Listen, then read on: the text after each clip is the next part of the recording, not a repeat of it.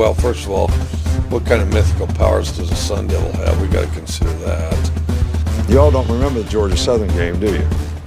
You know, I hope there's Bigfoot. I don't think there is. Like rat poison. All right, so It's Division One football! It ain't intramurals!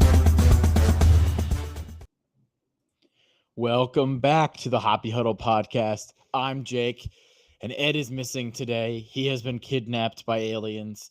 No, actually, we had a scheduling issue last night, and so I couldn't make it to the show. And then Ed is not free tonight, so I'm doing a little mini solo show. I think we're gonna try and come to you live from Auburn, Alabama at some point tomorrow. But I've got his picks in. He texted them to me. I'm prepared to present them to y'all. So if you watch this, you can fade me and make all his picks because, you know, that seems to be the general consensus so far this year. But, man, we've got an exciting day, exciting weekend of college football coming up. There's a whole lot of games. We've got the Red River Shootout. We've got Alabama, Missouri. We have got a very nasty Oregon and Indiana game that should be exciting.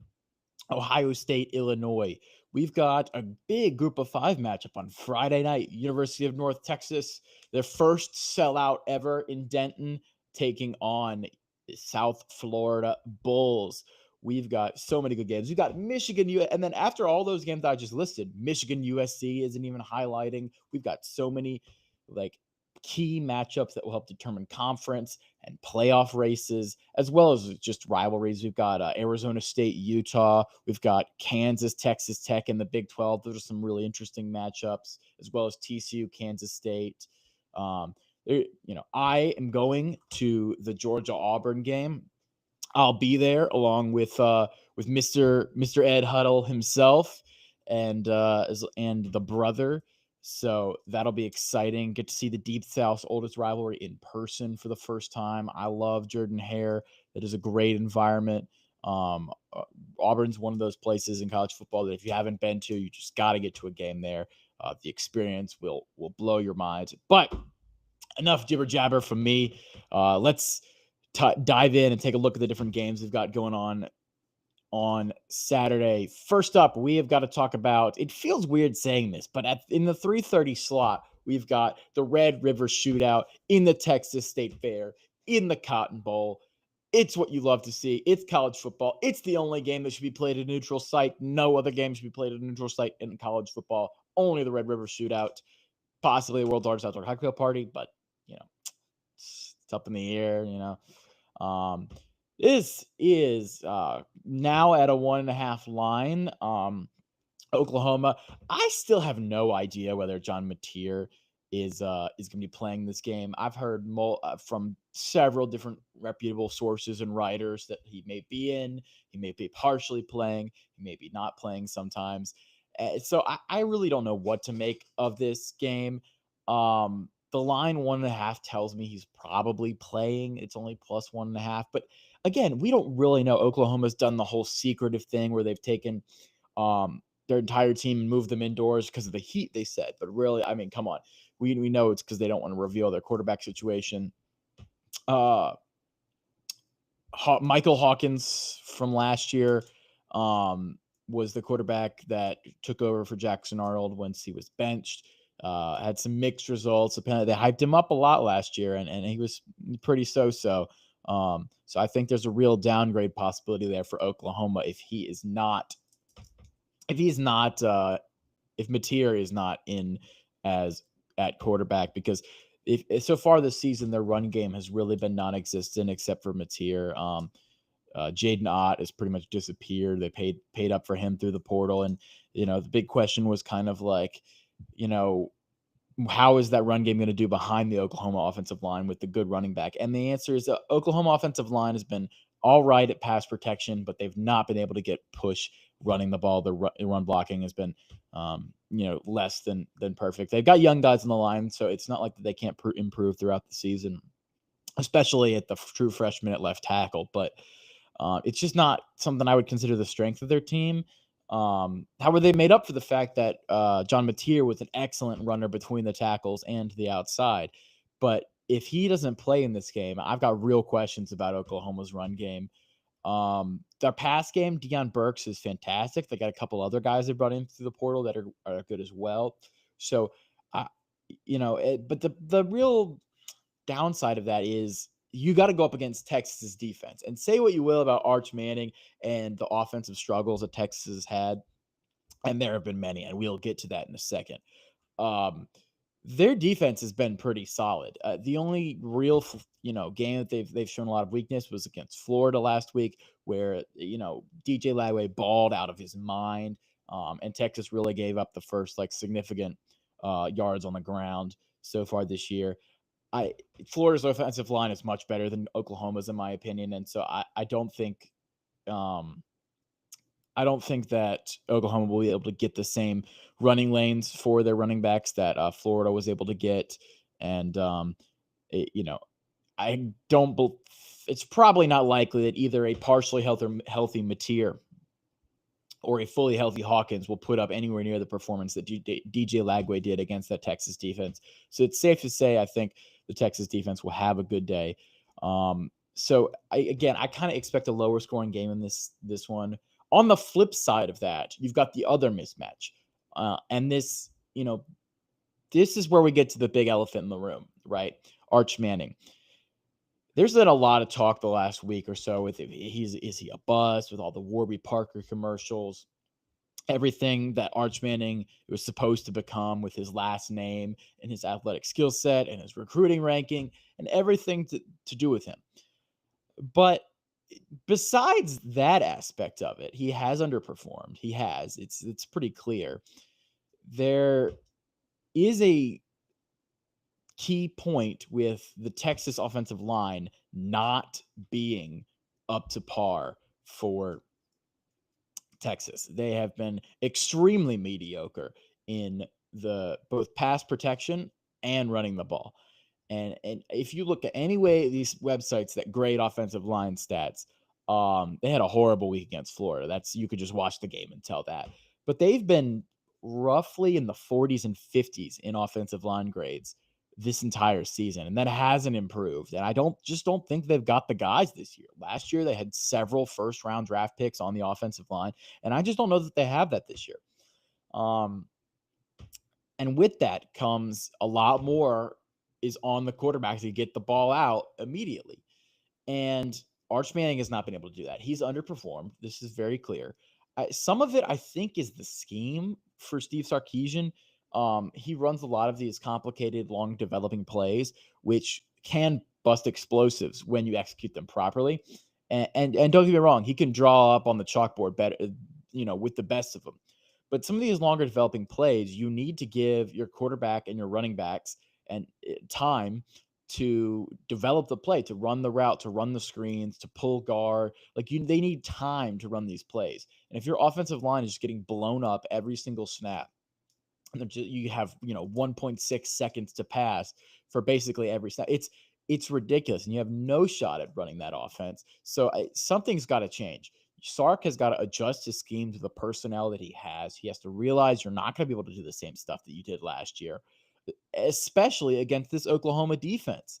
And to talk about this Oklahoma defense, Brent Venables, obviously a defensive genius. They have got absolute dudes on the defensive line. Oklahoma does. And their secondary is extremely solid as well. So that's a matchup that's going to be important to watch. I think Arch Manning is going to struggle against the Oklahoma defense. He's shown no ability to read the field at all. His decision-making has been poor at best. And I don't trust him to make the reads against the, complicated looks that Brent Venables is going to throw at him. I mean, Brent Venables is not the kind of guy where it's like we run a solid straight defense and our guys are just going to be better. They have better guys and they're going to run a complicated blitzing scheme. And I don't know if Arch Manning is really the quarterback to be able to read that.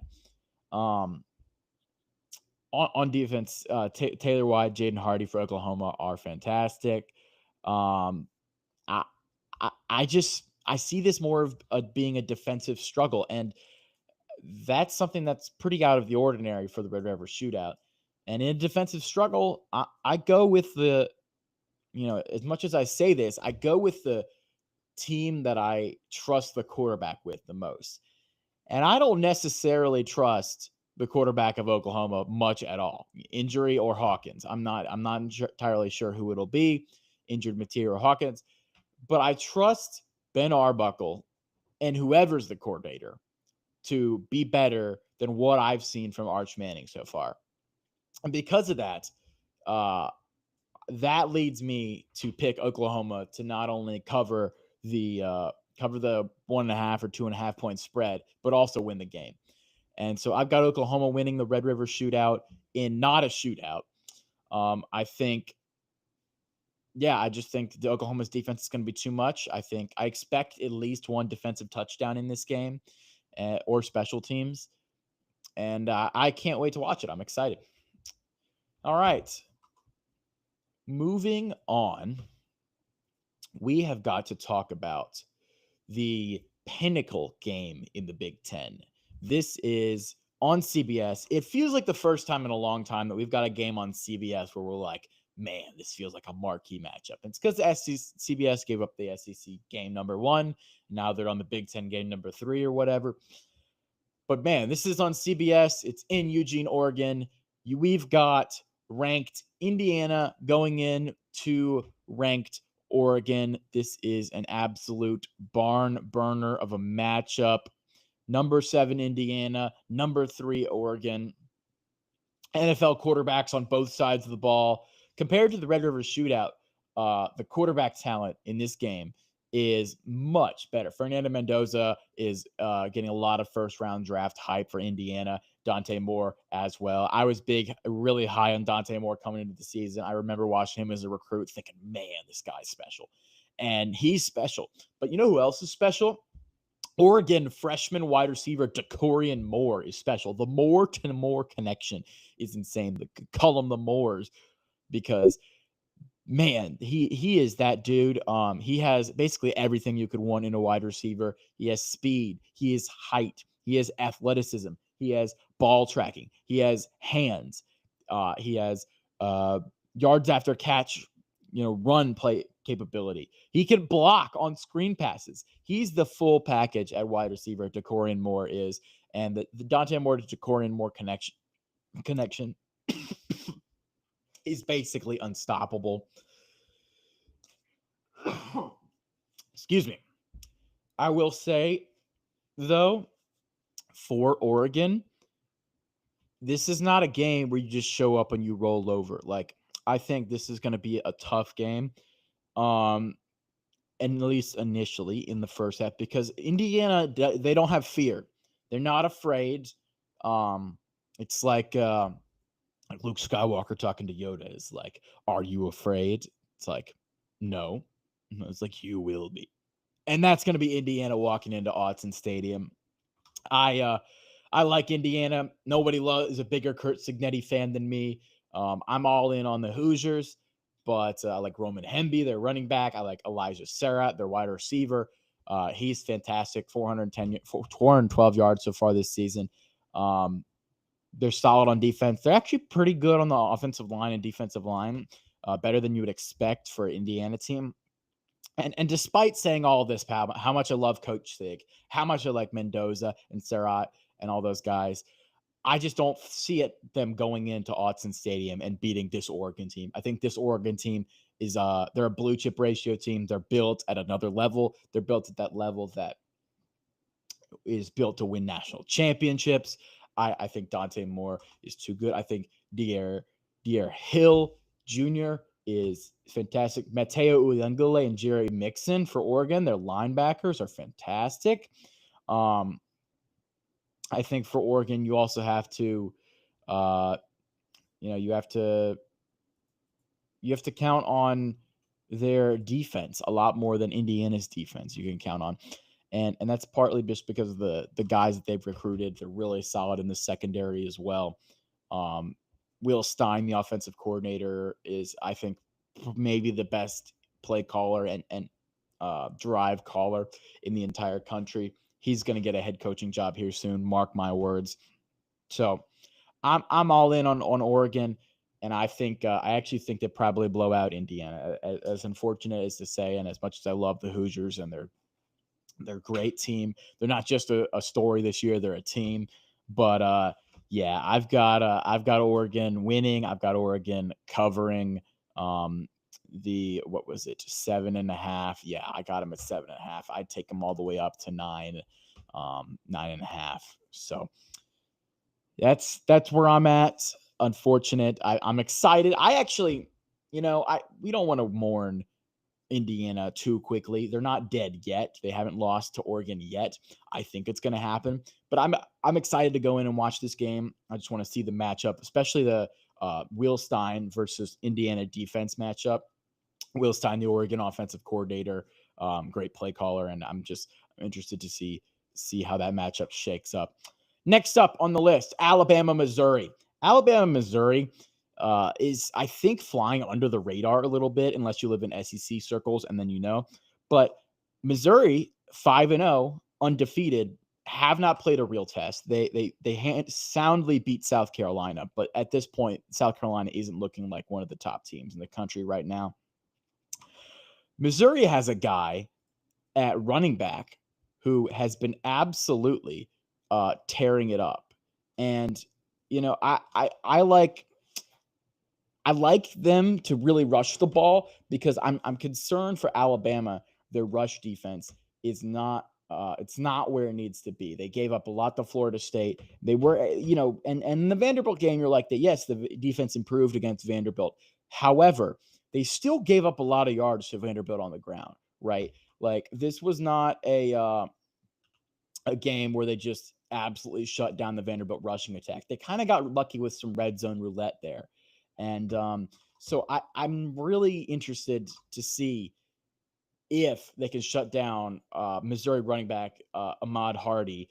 He's had 730 yards and 9 touchdowns so far this season. He's rushed for 100 yards in every game they've played, at least 100 yards minimum. Bo Pribula, he's going to be the story of the season if he can perform in this game. All right. Bo Pribula, obviously of Penn State backup fame last year, transfers to Missouri, is now the starting quarterback, has unlocked this ability to throw the ball that none of us knew that he had. Right. He looks fantastic. Now, you probably get some lighter coverages when, teams are loading up the box to stop Ahmad Hardy in the rush game. But, Missouri's offensive line's good. Missouri's got a pretty good core of receivers spread out wise. I think, they lost Luther Burden, but they have a pretty solid group of receivers, especially, Kevin Coleman Jr. I will say, Alabama, I think up front is where they're weakest. Their secondary has actually been pretty good so far. I actually like their secondary a lot. Some of those guys are definitely going to be going to the NFL at some point. So I do. The matchup I'm interested to see is if Pribula struggles to throw the ball against the Alabama secondary, if Alabama decides to load the box. Because Pribula, while he has shown improvements throwing the ball, he hasn't faced a really tough secondary yet. And I think there's a concern that he may really struggle to kind of read those defenses and those coverages. On the other side of the ball here, you've got Alabama. You've got Ty Simpson, who has just absolutely come alive since the Florida State game. He's a Heisman. In my book, he's the Heisman front rider right now. 1,478 yards, 13 touchdowns, 1 interception, 111 for 152. He's been fantastic. Last week led him back, consistently delivered against Vanderbilt when they needed to.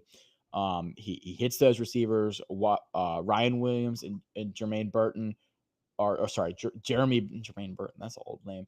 Jeremy Bernard for Alabama have been good. Ryan Williams, had a couple of drops. It's something that's keeping popping up. Maybe keep your eye on. And they also got Jam Miller at running back, who since his return from injury has been a beast.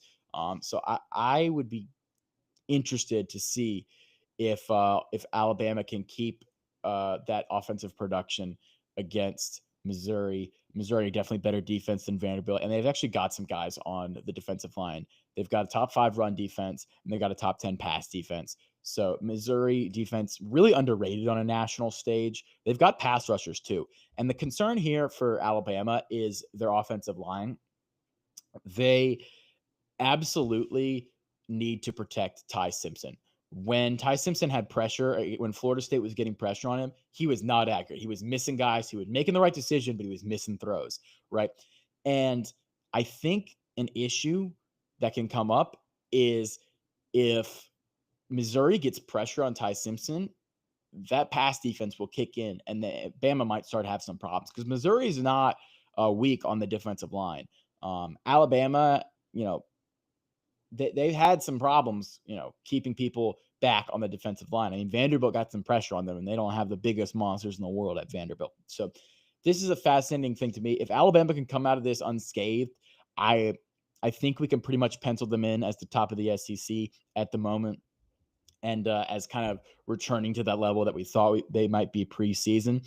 If they lose this, I think it's time to talk about Missouri in the SEC championship game and Missouri as a playoff contender.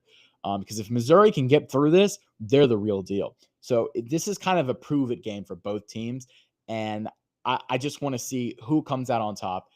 And, yeah, if Alabama loses this, things might start to unravel a bit in Tuscaloosa. Not to, coach firing levels or anything like that, but 2 losses going through this far, and you've got a lot of good teams remaining. That's going to be a tough season for the Crimson Tide. And I've got Missouri plus. I got it earlier in the week, Missouri plus 4.5 here, but that's my bet here. I'm picking Missouri. I think their defense is better. So, all right. Next up, Ohio State, Illinois. It's going to be minus 14.5. Ohio State. I think. Wait,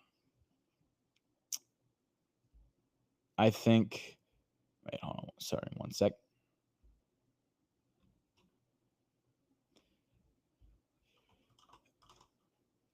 Ohio State, Illinois.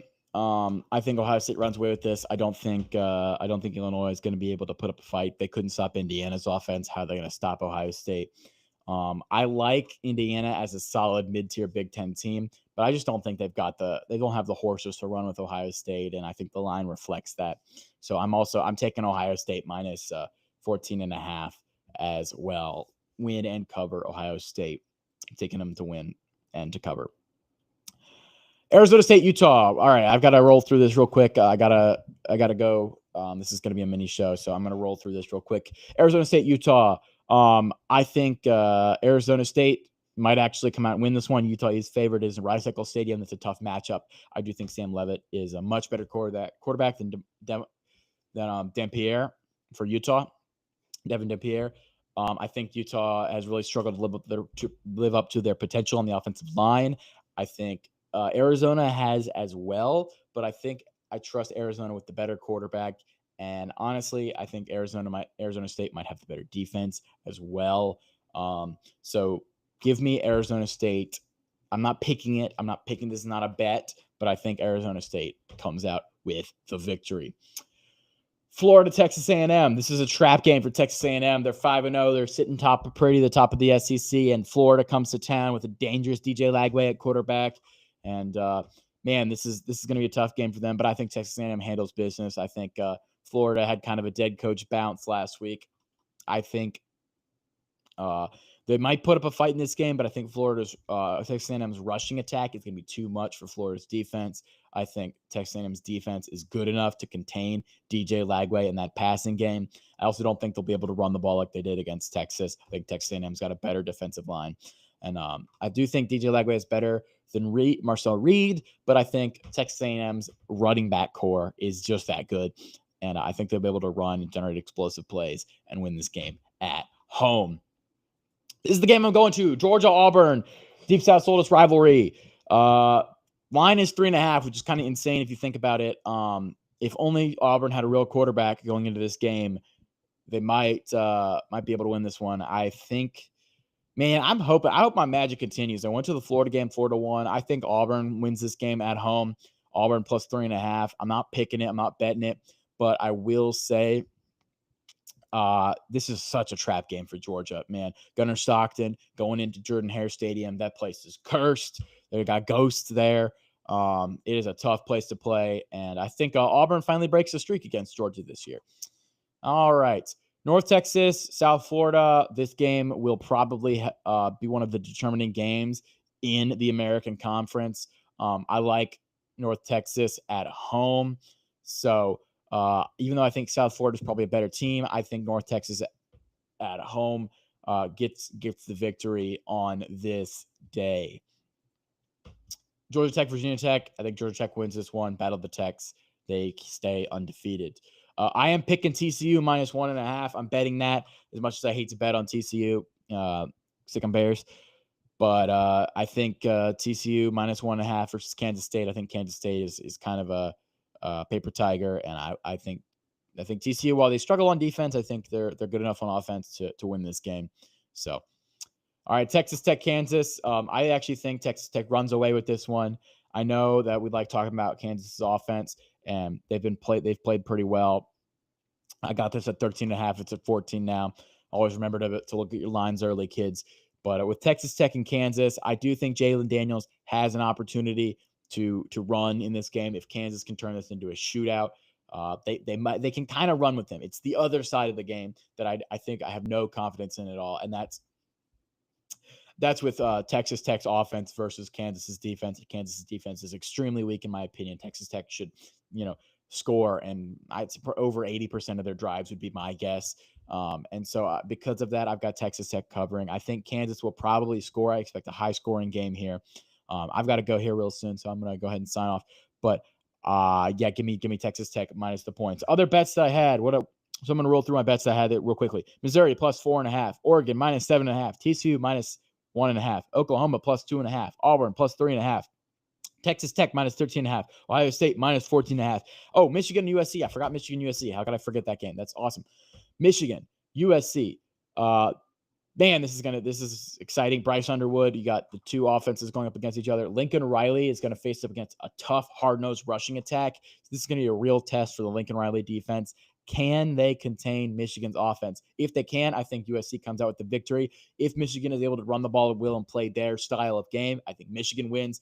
Both teams have clashing styles. The team that gets to dictate the style of this game will win, in my opinion. I like Bryce Underwood. I'm not sure about their receivers, but he might have some open looks, especially if USC loads the box up to stop the run. All right. Thank you guys so much for watching. I have got to go. I'm going to go eat some fried chicken. We'll catch you maybe tomorrow. Follow on all the social channels. Like, subscribe, hit the notification bell, follow on YouTube. We appreciate you for watching. This is the Hoppy Huddle. Check us out for our reaction show coming. Good night.